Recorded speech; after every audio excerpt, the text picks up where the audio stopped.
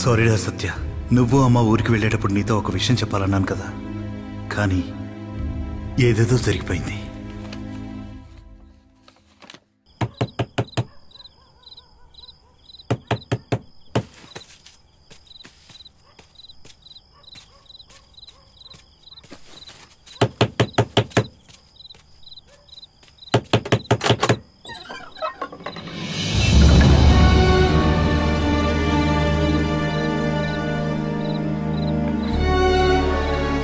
స్వర్ణ,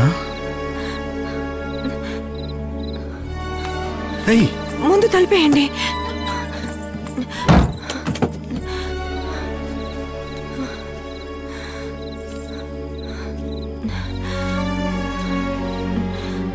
స్వర్ణ,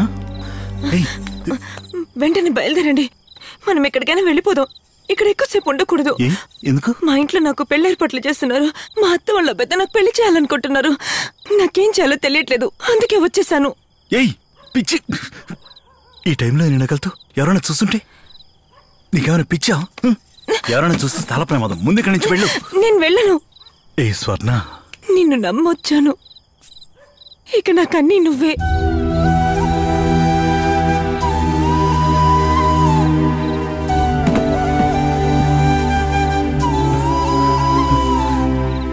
నన్ను అర్థం చేసుకో స్వర్ణ. ఈ సంవత్సరంతో నా చదువు పూర్తయిపోతుంది. దాని తర్వాత నువ్వేం చెప్పినా వింటాను. స్వర్ణ, ప్లీజ్ స్వర్ణ. అది జరగదు, జరగనివ్వరు కూడా. నేను ఇక్కడికి వచ్చానని మా వాళ్ళకి తెలిసిపోయి ఉంటుంది. అందరూ వెతుకుతుంటారు. పద వెళ్ళిపోతాం.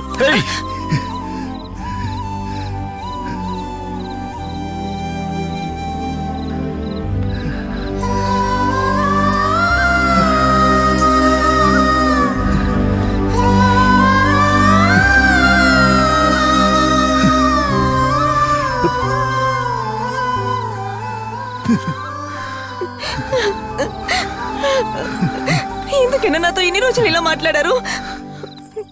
ఇలా చూడండి, ఇప్పుడు కనుక మీరు నాతో రాలేదనుకోండి, రేపొద్దు నన్ను ఈ ఊర్లో శవంగా చూస్తారు. అది మీకు ఇష్టమేనా?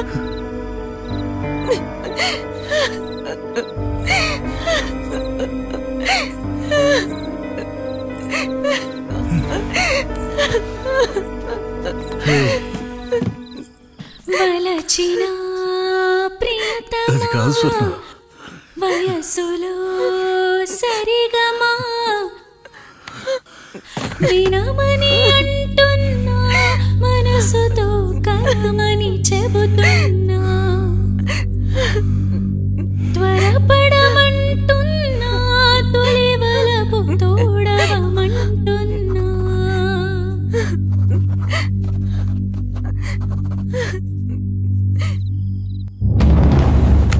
నాకు వేరే దారి తెలియలేదురా, అందుకే ఇలా నిర్ణయం తీసుకున్నాను. నువ్వు జాగ్రత్తగా ఉండు, ఎందుకంటే అమ్మాయి దీవురే. నన్ను క్షమించురా.